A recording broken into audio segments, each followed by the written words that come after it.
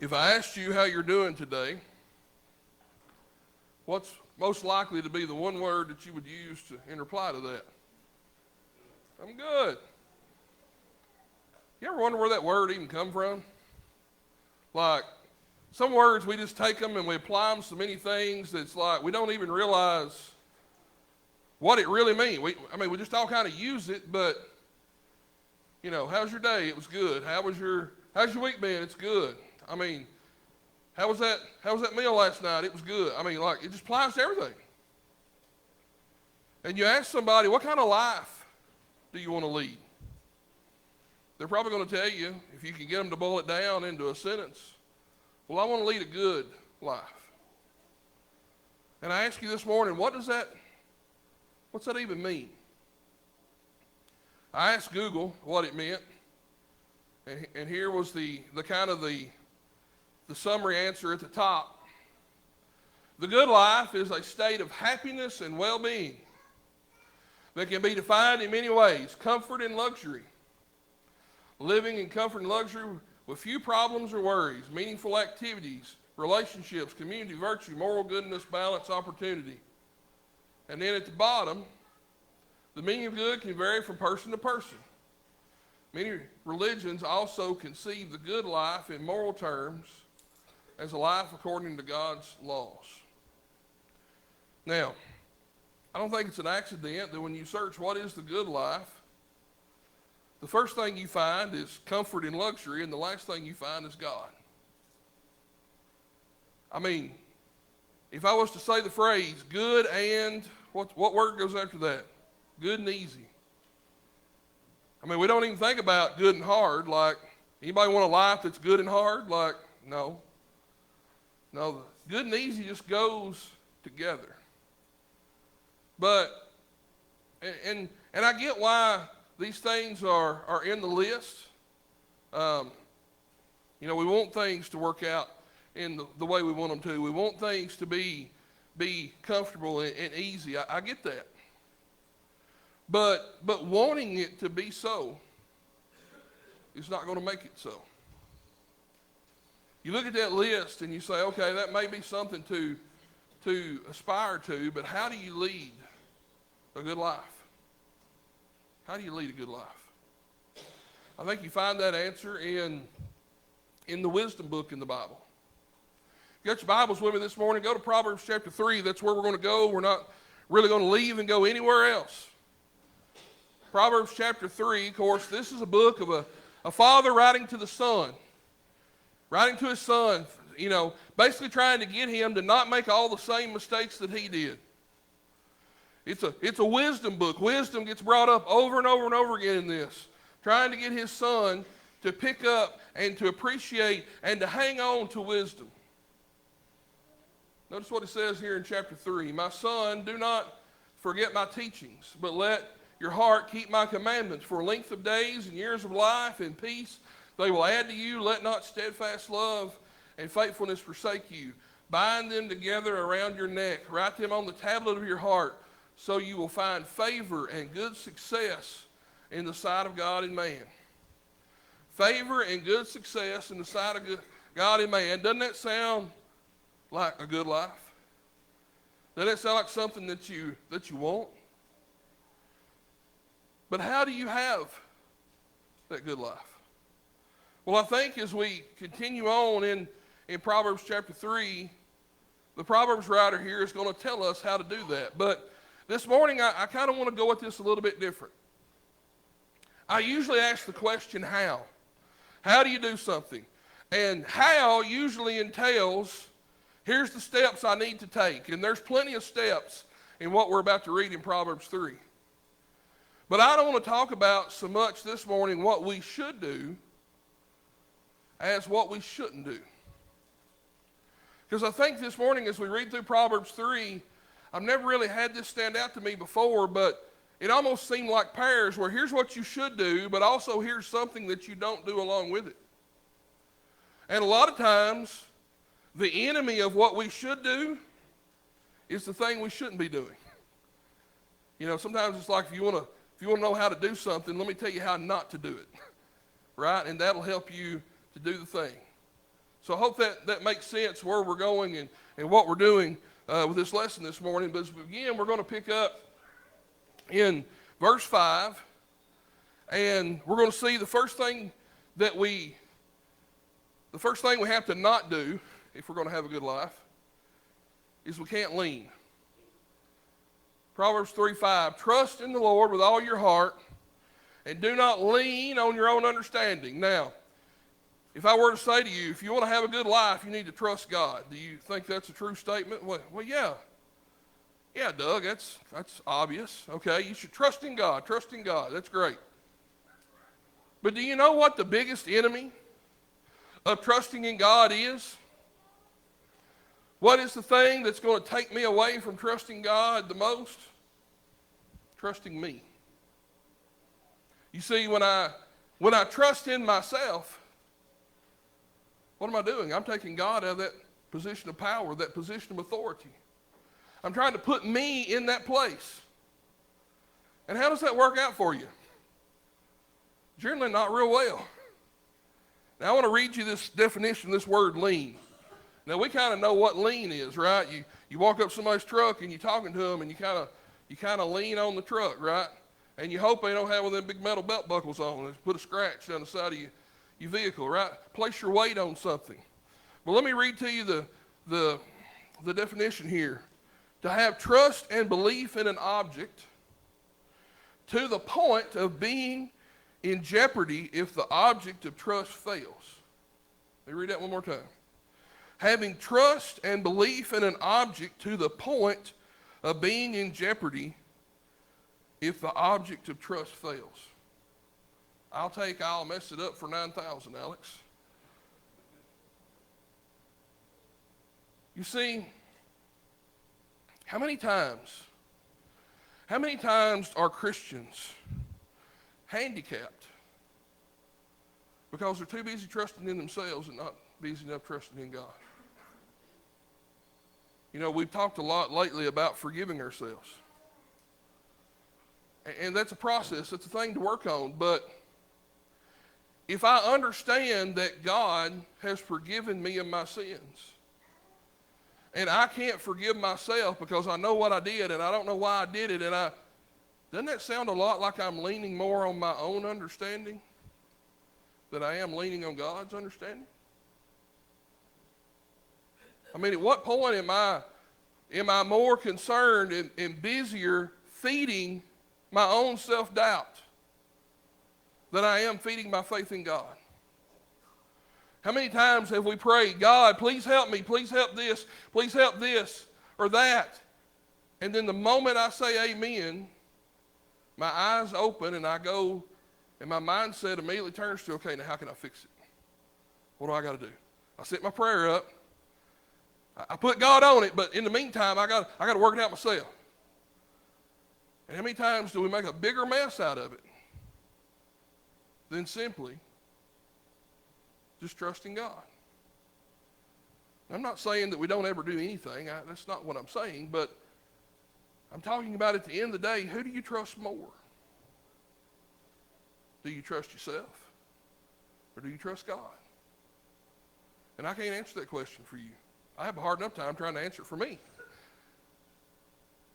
But if I'm going to lead a good life, if I'm going to trust God, I have to get myself out of that spot of leadership and authority and power in my life. Because I'm not perfect. Because I can't see the big picture. Because I'm not God. And no matter how good I try, and no matter what I do, I never will be. If I'm going to lead a good life, I can't lean on my own understanding. Why did this person do this? Why did they do that? Why did I do this? Why did I do that? Why did they say that to me? I don't know why. At some point, you just got to strike it up. It's just evil. I don't know why, but I do know God. And which one of those am I going to lean on? Right? If I'm going to have a good life, I can't lean on myself. But our next one is in verse 6. In all ways acknowledge him, and he will make straight your paths. Now, if I told you need to live a good life, you need to acknowledge God in everything you do, would you agree with that? Yeah. But this kind of ties in with the first one. Who is the path straightener outer, if that's a technical term, if you'll allow me that redneckism this morning? Who is the official path straightener outer?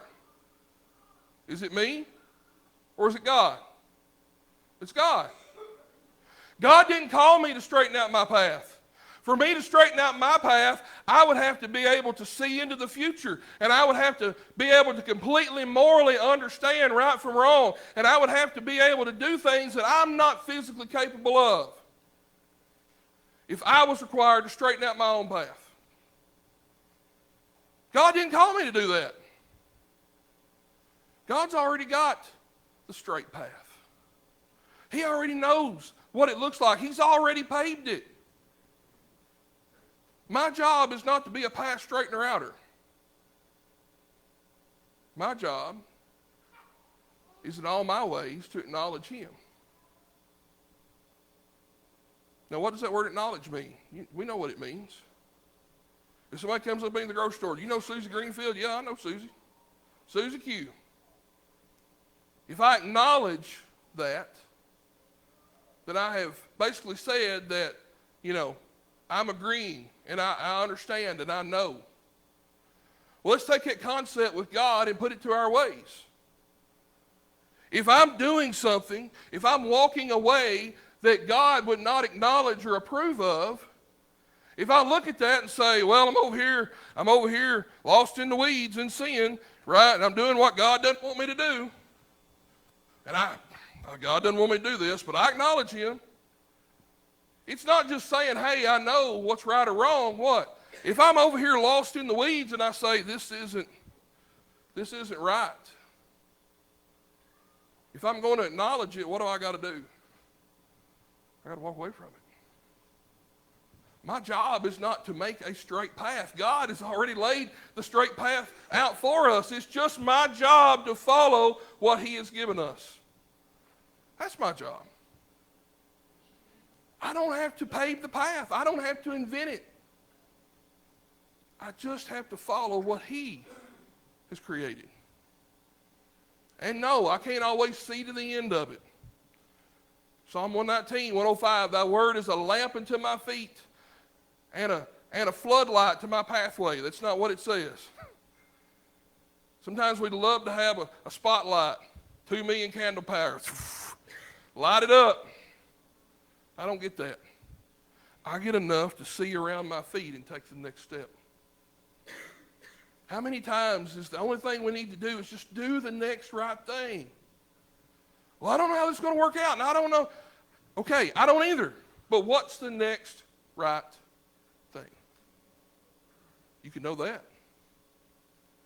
And if you do that and you get over there, what's the next question you ask? What's the next right thing? You see how a series of next right things that's in alignment with what God said, that acknowledges him in all your ways, you see how that's going to lead you down a path that you're supposed to be on?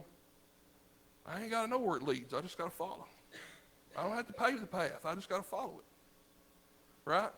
I can't worry about making my pathway straight if I'm going to lead a good life. This next one. Proverbs 3, 7 and 8. Do not be wise in your own eyes. Fear the Lord and turn away from evil. It will be healing to your flesh and refreshment to your bones. Now, if I told you need to live a good life, and to do that, you got to turn away from evil. Well, yeah. Yeah, Doug, I agree with that. Once again, what's the enemy to that? Thinking I'm smarter than God is. Do not be wise, what? In your own eyes. You know what nearsightedness is? I have it. When I take my glasses off and I'm trying to read something, text gets bigger. I can actually read print better without my glasses. But you know what I can't do with my glasses off? I can't see who's coming in that back door back there. Right? When I'm wise in my own eyes, I don't see anything past me. And you know why that's a problem? Because we can justify anything we want to do. You go in the break room at work and the donut box is on the counter and it says, you deserve a donut. And you think, boy, donut box, you are right. I do deserve a donut. We'll justify anything. We'll justify the rankest of sins if I'm being wise in my own eyes. But if I'm seeking God's wisdom, if I'm not being nearsighted, if I'm not just thinking about today and now, if I'm not just thinking about me, it changes my decision-making process, doesn't it? I'm sure there's plenty of times Paul wanted to throw in the towel. And Paul's talking about, I'm not going to eat meat that's going to offend my brother. I'm sure there's plenty of time Paul wanted to eat the steak. I don't care if you like it or not. I'm going to eat the ribeye or bust, okay? I'm sure he wanted to. But it's not about me. I didn't pave the path.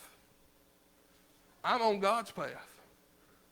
If I'm going to see that path, I've got to look past the end of my nose, and I've got to look past the end of myself to see it.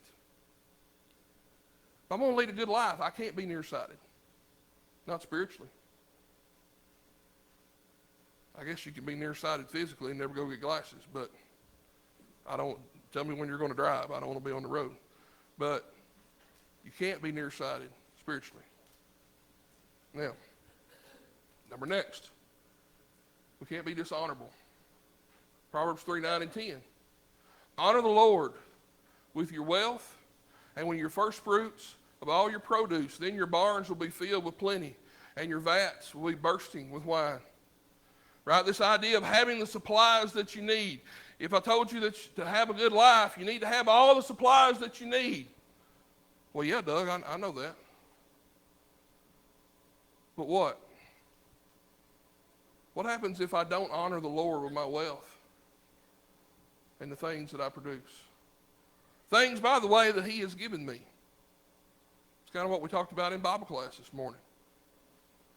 I was reading in Matthew chapter 22, and the master built a vineyard and dug a pit and made a wine press and made everything that they needed to make a vineyard work and gave it to them.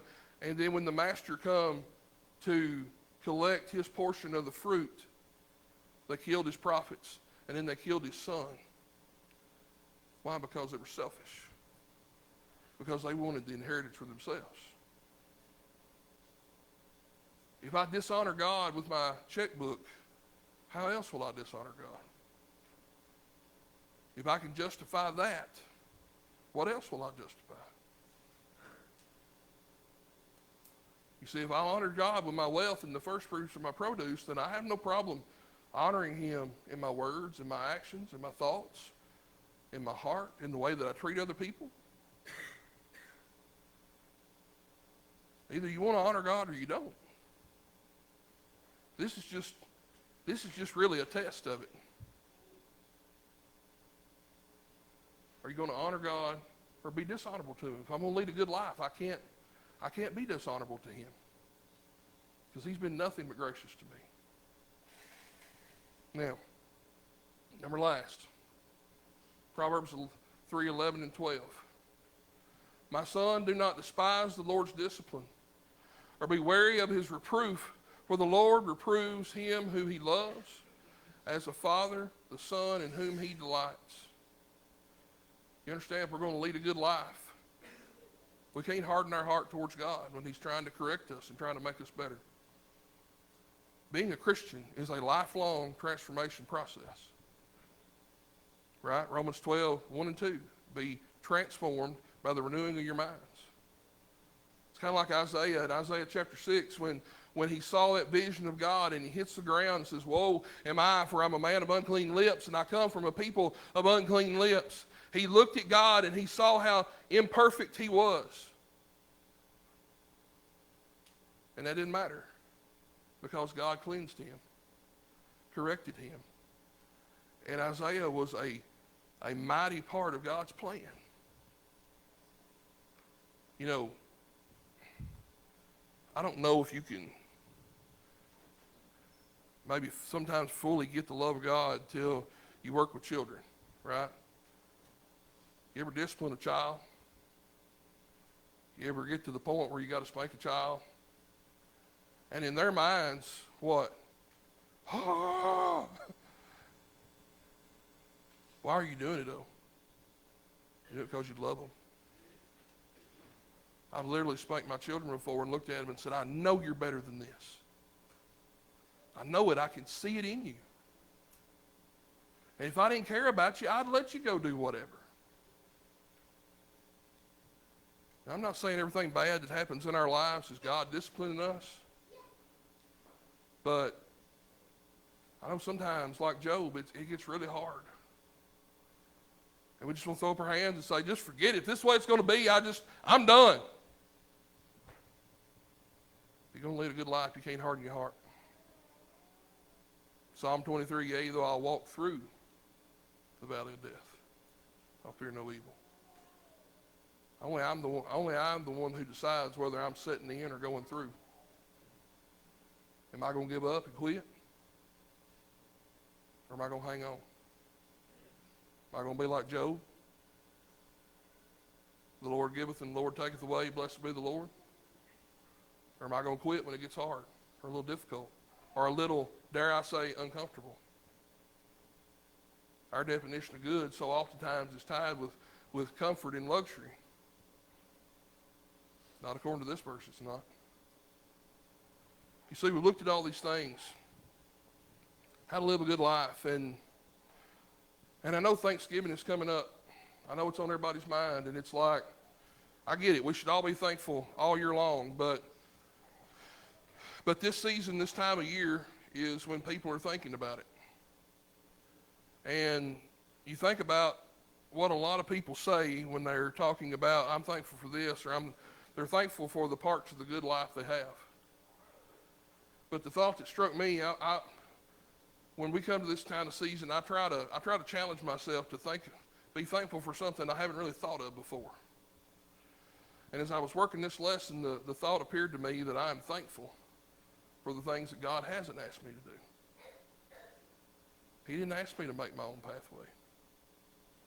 He didn't ask me to lean on my own understanding. Because I'm a goofball. I messed it up. I figured out something the other night. I've been doing something backwards for about 2 months now. Literally turned it around. Oh, gosh. I'm going to mess it up. God didn't put me in the position to have to figure all that out. I'm thankful for what he hasn't asked me to do. So if I stop trying to do what he didn't ask me to do, then it'll help me to do what he has asked me to do. Now, I don't know what's going on this morning. I don't know what you need. I don't know, maybe you're struggling, maybe you're hurting. Maybe you need to become a Christian. Maybe you need help staying a Christian. I don't know. I know that you have a God that loves you. I know that you're surrounded by loving people who love you. And whether it's coming down front or going out back or making a phone call right after services, I don't know what it is. But if you need help today, don't leave here without it. Come on, Colin, sing to us.